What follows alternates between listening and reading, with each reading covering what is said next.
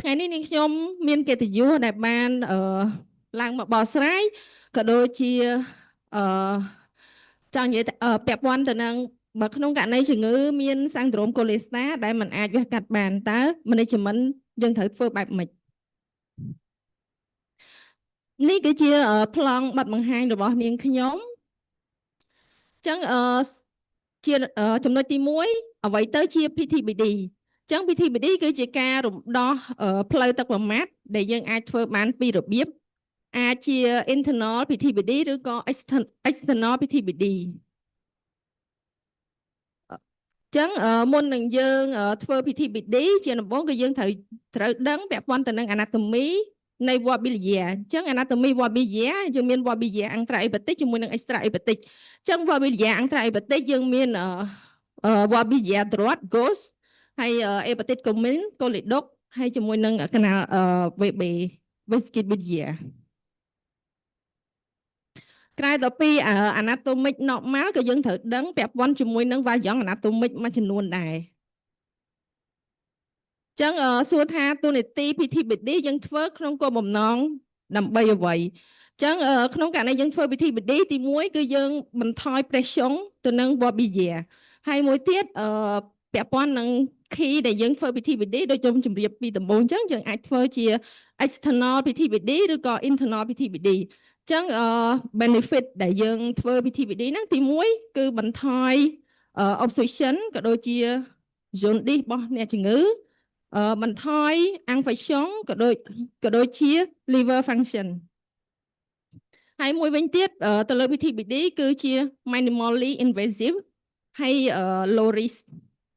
បើយើងធៀបជាមួយនឹង operation ចាំមុននឹងយើងធ្វើជំរើសថាគួរតែធ្វើ PTBD គឺយើងមាន workflow មួយដែលយើងពិភាក្សាឬក៏យើង guideline ថាគួរធ្វើ PTBD ឬក៏ Resicap អញ្ចឹងក្នុងករណីទុយមើលទៅលើ Wolbachia ឬក៏ទុយមើលនៅនឹងតែប៉ង់ក្រាឬក៏ទុយមើល malign មួយចំនួនយើងពិភាក្សាគ្នាក៏ដូចជា RCP ថាទុយមើលហ្នឹងយើង Resicap ឬក៏ non Resicap បើក្នុងករណី non Resicap ជំរើសគឺយើងធ្វើ PTBD ចាំមុននឹងយើងធ្វើ PTBD ទី1គឺយើងបាន scanner ក្នុងករណី scanner គឺយើងអាចដឹងទីតាំងទុយមើលក៏ដូចជាយើងអាចរកផ្លូវថាយើងគួរតែចូល PTBD ឬក៏ Wolbachia ខាងណាខាងឆ្វេងឬក៏ខាងស្ដាំហើយយើងគួរតែធ្វើ internal ឬក៏ external PTBD អញ្ចឹងកោសមួយចំនួនដែលអាចឲ្យមាន Wolbachia អាចជាទុយមើលនៅ four ភាគច្រើនដែលយើងជួបគឺពួក cholangio ហើយ cholangio អាច cholangio intrahepatic ឬក៏ extrahepatic ឬក៏នៅ ilia hepatic ដែលយើងឲ្យឈ្មោះម្យ៉ាងទៀតគឺជា tumor Klatskin ឬក៏ tumor មួយចំនួននៅតែប៉ង់ក្រាដែលអាច compression ឬក៏ compression ទៅលើ Wolbachia ចឹងនេះគឺជាសកម្មភាពនៅក្នុងប្លុកដែលពួកយើងបានធ្វើ PD ខេសដំបូងទៅលើអ្នកជំងឺចឹងខេសទី1អ៊ំស្រីម្នាក់អាយុ70ឆ្នាំចូលមកគាត់មកពីពួកចូលមកកាន់មន្ទីរពេទ្យខេត្តសៀមរាបដោយសារតែសាំងដ្រូមកូលេស្តាចឹងនេះគឺជា laboratory គឺយើងឃើញមានត្រង់ examina ក៏ដូចជា bilirubin របស់គាត់កើនឡើងចឹងយើងបានធ្វើ scanner ទៅលើ scanner យើងឃើញមានដុំនៅក្បាលលំពែងដែលយើងខ្លះសេទៅតាម criteria ទៅលើ imagery គឺជាការៈnon Resicap អញ្ចឹងយើងមាន criteria ទៅលើ imagery ទៅលើ tumor តែប៉ង់ក្រាជា criteria Resicap borderline ឬក៏ non Resicap អញ្ចឹងពាក់ព័ន្ធនឹង Resicap ឬក៏ non Resicap គឺយើង evaluate ទៅលើអតាំង vascular ដូចជាអតេឬក៏វ៉ែនអញ្ចឹងដុំលំពែងខេសនេះគឺជាការៈnon Resicap ដោយសារតែគាត់អតាំងទៅលើត្រង់កិរិយាធំជាង180ដឺក្រេហើយនឹងអតាំងវ៉ែន mesenteric superior ធំជាង270ដឺក្រេអញ្ចឹងយើងបានពិភាក្សាក៏បានធ្វើ internal PTBD ជូនអ្នកជំងឺដោយប្រើរយៈពេល3ម៉ោងចឹងចូលខេសទី2អ៊ំប្រុសម្នាក់អាយុ67ឆ្នាំគាត់មកពីស្រងែចឹងគាត់ចូលមកជាសាំងដ្រូមកូលេស្តាដូចគ្នា ចឹងទៅលើ laboratory យើងឃើញ bilirubin gamma cytase កើនឡើងចឹងក៏បានធ្វើ scanner ចឹងទៅលើ scanner យើងឃើញមានជា epicyclemon tumoral នៅilia hepatic ចឹងជាទូទៅepicyclemon tumoral នៅ ilia hepatic ក៏ដូចជាទៅលើ Warbilia យើងឲ្យឈ្មោះម្យ៉ាងទៀតជា tumor Glaskin ចឹងទៅលើ tumor Glaskin គឺយើង class A bis តាមBismuth ចឹងទៅលើ scanner នេះគឺយើង classification ចេញជា Bismuth type ទ្រាប់ B ចឹងនៅខាងនេះគឺជា classification Bismuth ហើយជាទូទៅបើក្នុងករណីទៅលើ scanner យើងឃើញជា epicyclemon tumoral នៅ Warbilia ឬក៏ ilia hepatic គឺយើង classification Bismuth នៅកុំត្រង់ដូច scanner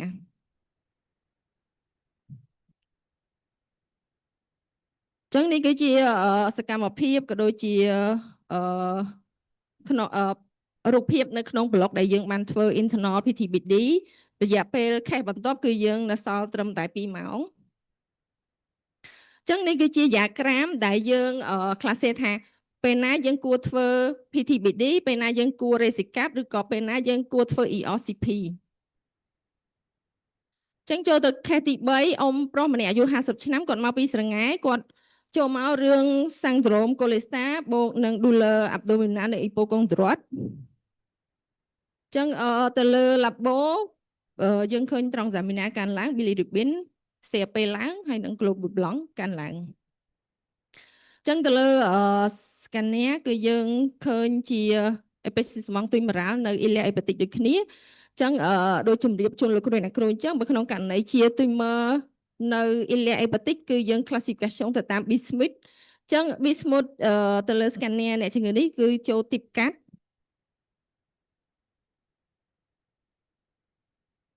ចឹងជំរើសគឺយើងបានធ្វើ external PTBD ជូនគាត់ប្រើរយៈពេល2ម៉ោងចឹងនេះគឺជាសកម្មភាពដែលយើងបានធ្វើនៅក្នុងប្លុកចឹងtake home message PTBD គឺជាជំរើសដែលយើងជួយអ្នកជំងឺនៅភាគច្រើនគឺជា tumor ដែលចូល start avance ចឹងយើងធ្វើជំរើស PTBD គឺដើម្បីតែ palliative របស់គាត់ហើយបន្ថយសាំងតូមក៏ដូចជាជួយសាំងតូមរបស់គាត់ហើយមួយទៀតក្រោយពីដែលយើង fail ERCP គឺជំរើស PTBD អញ្ចឹងចង់ជម្រាបជូនលោកគ្រូអ្នកគ្រូថាសប្តាហ៍ថ្ងៃនៅមន្ទីរពេទ្យបង្អែកខេត្តសៀមរាបរបស់យើងគឺមានរ៉ាឌីយ៉ូលោកចំនួន4ហើយពួកយើងបានធ្វើអាំងតាវ៉ង់ឆុងក្រៅទៅពីbiopsy ដរ៉ាណាឥឡូវហ្នឹងគឺយើងឈានទៅដល់ PTBD អញ្ចឹងសូមចប់បទបង្ហាញអរគុណលោកគ្រូអ្នកគ្រូអានេះខេសល្អយើងក៏មិនដែលបានឃើញដែរណាអានេះរ៉ាឌីយ៉ូអង់ទេម៉ងស្នែលតែត្រមងប៉ាល់យទីសចំពោះ tumor ដែល inoperable ដែលមិនអាចវាបានគិតទីគេហៅថា release the syndrome the Colesta ចាល់ bill ដោយសារ tumor វា obstacle ទៅចាល់ក៏ធ្វើ drainage អាចឲ្យម៉ាឡាតរស់បានប្រហែលថ្ងៃយើងមិនដឹងទេប៉ុន្តែគាត់ថាជួយ soulager ជំងឺហ្នឹងខ្ញុំទៅសើក្មួយធ្វើបានល្អចេះធ្វើខ្ញុំអ្នករ៉ាឌីយ៉ូលោកខ្ញុំដឹងហើយមិនមែនជាការស្រួលទេធ្វើញ៉ាស្ទិចហើយគាត់ធ្វើរុកតាមស៊ូអេកូស៊ូស៊ីអាមរ៉ាយ៉ុងមិនមែនធ្វើម្នាក់ឯងទេអានេះ work team ណាធ្វើបានល្អអញ្ចឹងបងប្អូនណាមានសំណួរអីសួរហើយគាត់ឆ្លើយ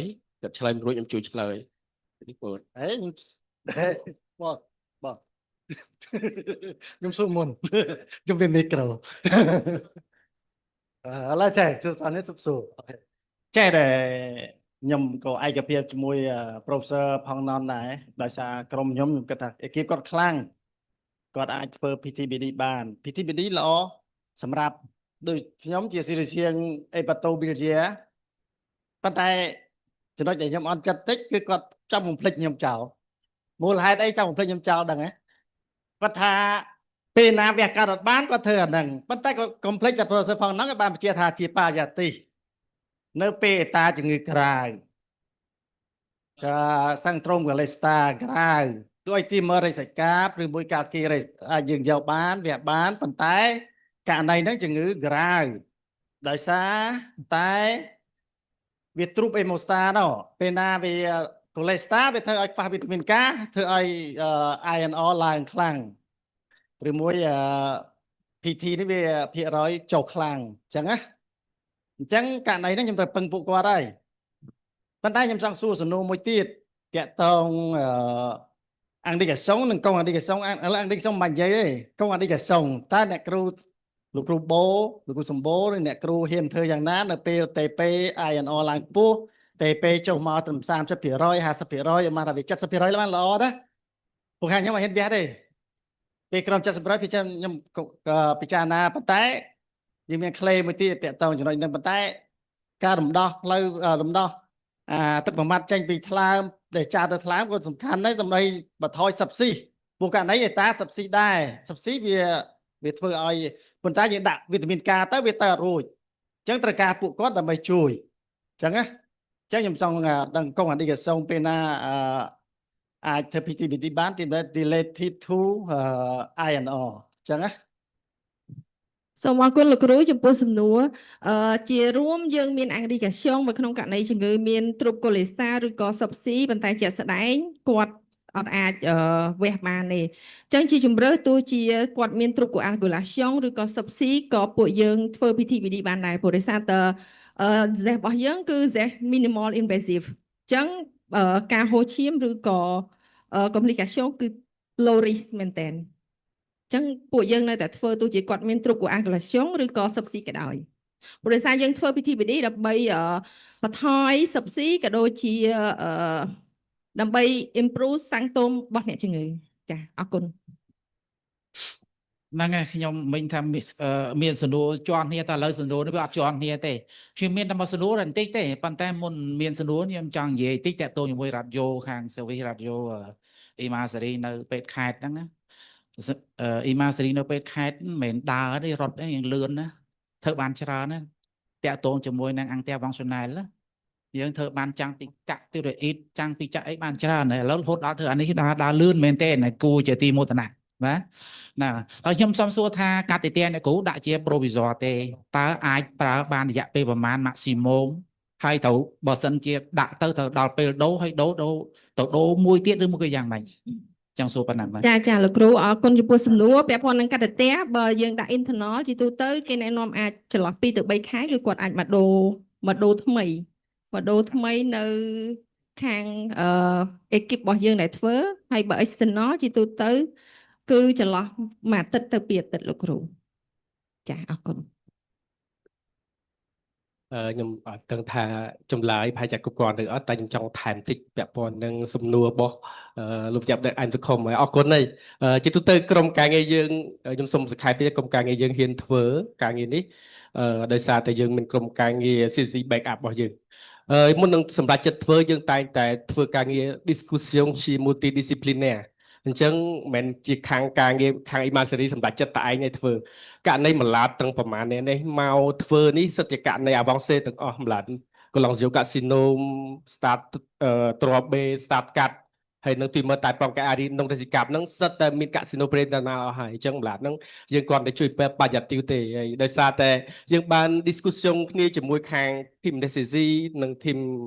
CC យើងអត់ធ្វើអីបានអញ្ចឹងយើងបានបញ្យលការងារបញ្យលពីផលលំបាកបញ្យលពីពុស្ដីទៅបងប្អូនអញ្ចឹងគាត់ទទួលយកបានគាត់ចង់ឲ្យម្ដាយគាត់ឪពុកគាត់ហ្នឹងពជាពេលនៃការរស់បានជាពិសេសមានអ្នកជំងឺដែលយើងរំភើបចិត្តហ្នឹងមានអ្នកជំងឺមួយនោះដែលគាត់ក្រោយពីយើងធ្វើហើយគាត់បានទៅដល់ទៅផ្ទះហើយគាត់បានដើរលេងជុំវិញសុខខ្មែរគាត់ទេមកអរគុណមែនតើគាត់ថាគាត់ចង់បំណងគាត់ចង់ក្រោយបានប៉ុណ្ណឹង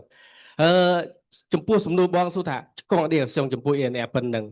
ដូចខ្ញុំនិយាយចឹងការធ្វើ ENR បើធំជាង 1.5 វាកងអឌីកាសអត់សូវលុយហើយផ្លាកែតតូចជាង70ប្រឈមមុខប៉ុន្តែដូចខ្ញុំនិយាយចឹងការធ្វើនេះយើងបានព្រមព្រៀងគ្នា discussion ជា multidisciplinary ខាង DCC និងខាង CC គេចាំ back up ព្រោះយើងអត់ធ្វើ Recording in progress ក្រុមយើងទេអញ្ចឹងណាបងហ្នឹងហើយអាហ្នឹងជាការពាររិះហើយពាក់ព័ន្ធនឹងសំណួររបស់លោកគ្រូមិញខ្ញុំដូចជាភ្លេច Có xưa tha tráng dân dân Nâng ấy bắt chậm đô bên nè ពាក់ព័ន្ធនឹងតារាងបើករណីដែលយើងធ្វើ internal មិញដែលគូបានបង្ហាញហើយយើងមានជំរឿពី external PTBD internal PTBD ចំពោះ internal PTBD យើងអាចដូចអ្នកគូជំរាបអាច8ទៅ12សប្តាហ៍3ខែព្រោះវាប្រឈមមុខនឹង application អាចជំងឺអ្នកជំងឺនឹងអាចវាប្រឈមមុខនឹង opposition សារ clot ឬក៏វា increase សារ calcification អញ្ចឹងវាស្ទះអញ្ចឹង3ខែ recommendation ឲ្យដូរហើយបាទទៅអាចដកចេញហើយបាទខ្ញុំមកដឹងថាចម្លើយអាចគ្រប់គ្រាន់ដែរបងបាទចំពោះ external ប្រឈមមុខទីគ្រូជា external ដោយសាររិះនឹងទី1រិះ infection ដូចអ្នកគ្រូបានលើកពីអាចចន្លោះពីសប្តាហ៍រិះ infection ហើយមួយទៀតអ្នកជំងឺនឹងបញ្ហាពាក់ electrolyte អញ្ចឹងយើងអាចជិះបានយើងជិះហើយប៉ុន្តែដល់ករណីពីករណីចុងក្រោយមិញនេះម្លាប់ទុយមក class skin start កាប់ដែលយើងអត់អាចធ្វើអីបានយកអត់ដល់ក្នុងទេម្លាប់ពីមុនហ្នឹងយើងអាចយើងយកតែណាងតែរហូតទៅដល់អង្គត្រីអញ្ចឹងគាត់មានភាពប្រសើរច្រើនតែជំងឺក្រោយគេមិញហ្នឹងយើងធ្វើ external ទាំងសងខាងយើងធ្វើទាំងអាចឆ្វេងទាំងអាចស្ដាំយើងអាចដាក់បាន2សប្តាហ៍ប៉ុន្តែអ្នកជំងឺហ្នឹងព្រោះតែអត់ល្អដោយសារតែគាត់ sepsis severe អញ្ចឹងគាត់DC នៅថ្ងៃទី3ទី4បាទខ្ញុំបានធ្វើការនៅពេទ្យខេត្តទេប៉ុន្តែខ្ញុំអ្នករ៉ាឌីយ៉ូលោកខ្ញុំឃើញគាត់ធ្វើបានល្អខ្ញុំពេញចិត្តខ្ញុំសប្បាយចិត្តណាអានេះវាជាអាប់ដេតទាន់សម័យហើយចំពោះ imagery វាដូចស្រុកគេដែរព្រោះខ្ញុំធ្វើការជាមួយស្វីសខ្ញុំដឹងតែឈានដល់ណាហើយដល់ពេទ្យខេត្តគាត់ធ្វើបានន័យថាខ្ញុំក៏សប្បាយចិត្តដែរគឺសម្រាប់ពេទ្យតំបន់ខេត្តសៀមរាបយើងហ្នឹងណាអរគុណច្រើនខ្ញុំអស់យោបល់តំណឹងហើយសូមខ្ញុំមានសំណួរខ្លះដែរហ្នឹងហើយមិញអរគុណសាស្ត្រាចារ្យអូចមែនតើដែលគាត់និយាយពីរ៉ាឌីយ៉ូលោកនិងទីពេទ្យរង្វាយខេត្តសៀមរាបយើងគឺមិនមែនដែរទេប្រព័ន្ធអភិរត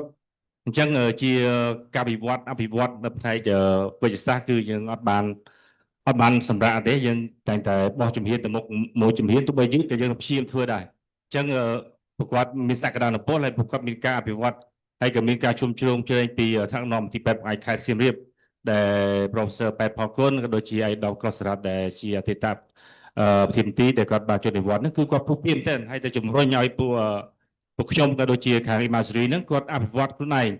ហើយព្យាយាម support ឲ្យនៅសម្ភារៈឬក៏អ្វីដែលប្រកបត្រូវការអញ្ចឹងជាលទ្ធផលប្រកបអាចធ្វើបានច្រើន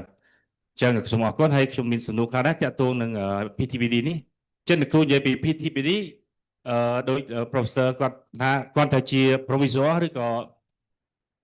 បដិសន្នទេមិនឲ្យមិនបញ្ញាតិទេប៉ុន្តែតើក្រៅពី PTBD តើអ្នកខាងអ្នកគ្រូអាចធ្វើមួយជំហានទៀតទេតែយើងអាចធ្វើ biopsy អីបន្ថែមទៀតទេព្រោះយើងអាចបានព័ត៌មានបន្ថែមទៀតទៅលើពីលើដុំសាច់ឬក៏ភាពស្ទះរបស់ផ្លូវប្រមាត់ហ្នឹងព្រោះពេលខ្លះស្ទះយើងបែរអត់ចាយយើងជួយមើល class skin ក៏ឡងស៊ូកាស៊ីណូមជាមួយ sclerosing cholangitis ជឿដែលវាបាក់សម្រាប់គ្រូពេទ្យវះកាត់ទៅវះឬក៏មិនវះកន្លែងហ្នឹងដែលពេលខ្លះយើងភាសាគ្នាច្រើនប៉ុន្តែយើងសម្រេចអត់បានដោយសារវានៅជ្រៅវានៅកន្លែងពិបាកហើយយើងបែរចាដាច់ថាវា sclerosing cholangitis ហើយនឹងក៏ឡងស៊ូកាស៊ីណូមទៅលើផ្លូវទឹកប្រមាត់ហ្នឹងនេះជាសំណួរទី1ហើយចំណុចមួយទៀតគឺចង់បញ្ជាក់ខាងអ្នកគ្រូ Imagery ដែរដែលថាថាយើងធ្វើ drainage internal drainage ទៅឆ្ងាយផុតពី obstacle ទៀតប៉ុន្តែវាគាត់តែត្រូវការដោះដូរជាប្រចាំ2 3ខែអញ្ចឹងបើសិនជាអ្នកជំងឺគាត់នៅបានយូរឆ្នាំទៀតបានទៅ2 3ឆ្នាំទៀតតែយើងនៅបន្តដោះដូរអញ្ចឹងទៀតគឺយ៉ាងម៉េចព្រោះវាពិបាកដូរម្ដងពិបាកម្ដងដូរម្ដងពិបាកម្ដងតែយើងមានជំហានគិតថាអាចថ្ងៃក្រោយយើងអាចទៅ stand នេះដូចខាង Kajo ឥឡូវគាត់អភិវឌ្ឍរហូតដល់ទៅ stand ហើយតែយើងមានជំហានទៅគិតដល់ចំណុចទៀតដូរទៅពី trainer ទៅជា stand ដើម្បីធ្វើតំងបាយទី provisoire សម្រាប់អ្នកជំងឺថ្ងៃក្រោយបាទហើយចំណុចទី3តកតងនឹង intervention ដែរឥឡូវនៅខាងវគ្គកាត់ខ្ញុំជួបច្រើនរឿងinternal bleeding post trauma នៅលើជំងឺដែលមានបញ្ហាទៅលើថ្លើមឬក៏ទៅលើ spleen អញ្ចឹងប្រហែលជាត្រូវការឲ្យលោកគ្រូហើយអ្នកគ្រូជួយបន្ថែមទៀតដែរគឺគូពីរឿងថាតើអាចជួយគាត់ឈាមជាពួកខ្ញុំទៅវះកាត់បណ្ដាគាត់គឺក៏យើងធ្វើ packing ទៅលើថ្លើមឬក៏យើងទៅកាត់ថ្លើមមួយផ្នែកណាមួយវាមិនសូវចំណេញទេណាតើយើងអាចឈានមកជានឹងទៀតបាទបាទអរគុណ អរគុណលោកគ្រូម៉ូសេឌីនចំពោះសំណួរតកតងទៅនឹងពេលដែលយើងធ្វើ PTBD សួរថាយើងបានយកស៊ីអត់អញ្ចឹងពាក់ព័ន្ធនឹងទុយមើគឺយើងមានទុយមើអង្ត្រាកាណាលែនិងទុយមើពេរីកាណាលែឬក៏ទុយមើអង្ត្រាអេបាទិកអញ្ចឹងបើចំពោះជាទុយមើអង្ត្រាកាណាលែគឺយើងអត់អាចយកស៊ីបានទេប៉ុន្តែបើជាទុយមើពេរីកាណាលែដែលមានសេលុយធំឬក៏ safe ក្នុងការយកស៊ីអាហ្នឹងគឺយើងយកស៊ីជូនហើយចំពោះសំណួរទី2ពាក់ព័ន្ធនឹង stand សួរថាជំងឺចាំបាច់ត្រូវតែមកដោះដូរជារៀងរាល់ 2-3 ខែម្ដងឬក៏បែបម៉េចព្រោះជាទូទៅជំងឺដែលចូលមកកាន់ទីពេទ្យបង្អែកខេត្តសៀមរាបគឺពួកគាត់ភាគច្រើនគឺជា start អវងសេហើយអញ្ចឹងយើងអាច evaluate ថាគាត់អាចដូរ stand បានប៉ុន្មានដង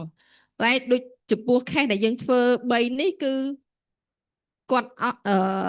អាច stand បានត្រឹម3ខែ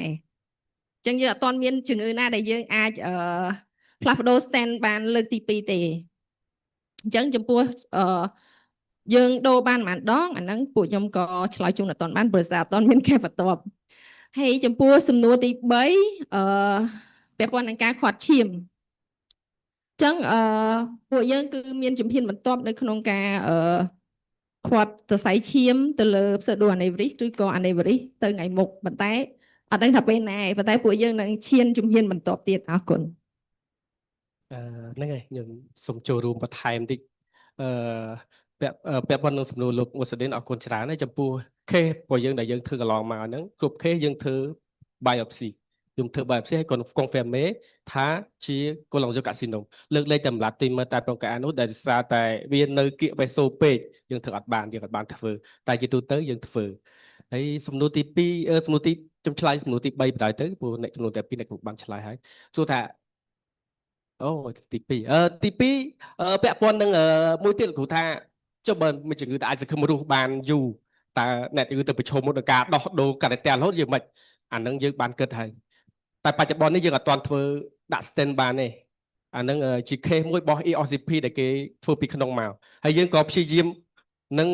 អភិវឌ្ឍដែលអាចដាក់ stand បានមិនឲ្យពិបាកអ្នកជំងឺដាក់ធ្វើ catheteris extend ឬ anten បាទហើយចំពោះសំណួរទី3ខ្ញុំឆ្លៀតពេលនេះអរគុណទៅខាងលោកធានទីពេទ្យជ័យវ៉ាន់ទី7លោកសាស្ត្រាចារ្យដែលអនុញ្ញាតឲ្យពួកខ្ញុំបានទៅគណៈកិច្ចសិក្សាពាក់ព័ន្ធនឹងneuro អង្កែបងសុងថ្ងៃមុនយើងមានគម្រោងកន្លងមកយើងធ្វើបានតែអង្កែបងសុង extravascular ទេឥឡូវយើងមានគម្រោងធ្វើអង្កែបងសុង endovascular អញ្ចឹងបានថ្ងៃមុនយើងសំណើសុំទៅរៀននៅមន្ទីរពេទ្យបុប្ផានេះជាការចាប់ផ្ដើមរបស់ពួកយើងគិតថាផ្លូវនៅវែងឆ្ងាយប៉ុន្តែយើងនឹងចាប់ផ្ដើមអភិវឌ្ឍផ្នែក endovascular បន្ថែមទៀតដែលយើងរំពឹងថាថ្ងៃមុខយើងនឹងអាចធ្វើ embolization បានចំពោះករណីដែលការវះកាត់ធំដោយមិនបាច់វះដោយករណីដែលលោកមុស្លីមបានលើកឡើងថាករណីដែលទូលមតិដែលមិនចាំបាច់បើកធំឲ្យមាន complication ច្រើនយើងអាចធ្វើបានយើងនឹងព្យាយាមកំពុងតែគិតទាំងអភិវឌ្ឍនៅថ្ងៃមុខឆាប់នេះយើងគិតថានឹងកើតឡើងឆាប់អរគុណimagery ពេទ្យខេត្តដូចខ្វះ MRI គេណា MRI គេធ្វើ MRCP គេមើល 3D អាថងទឹកប្រមាណហ្នឹងណាវាមានរ៉ាមីស៊ីទៅខាងណាហ្នឹងដូចដុំឬឈើអញ្ចឹងវាអបសឹកតាណាយើងមើលឃើញឬក៏ខ្វះ ERCP ណាអង្គដូស្កូពី retrograde colonsography បងក្រាហ្វីបងក្រាតូក្រាហ្វីខ្វះអាហ្នឹងបើមានអាហ្នឹងរឹតតែល្អហើយសំណួរប្អូនសេឌីនខ្ញុំអត់សូវស្គាល់ទេគាត់ជាជាងសំណួរប្អូនខ្ញុំដឹងថាប្អូនសួរគឺអ្នកចេះហើយដឹងតែប្រកែហើយរួមជាមួយប្រកែហ្នឹងអាហ្នឹងជាទំពាំងស្នងនិស័យហើយខ្ញុំនិយាយដោយសតិនិយមទៅគឺខ្ញុំសប្បាយចិត្តឃើញប្អូនក្មេងប្រកែកូនខ្ញុំ DAS imagery តាំងពីក្មេងដែរណាដូចខ្ញុំដែរគ្រូសារ radiolog ខ្ញុំពេញចិត្ត radiolog អរគុណបាទ បាទសូមគោរពអរគុណ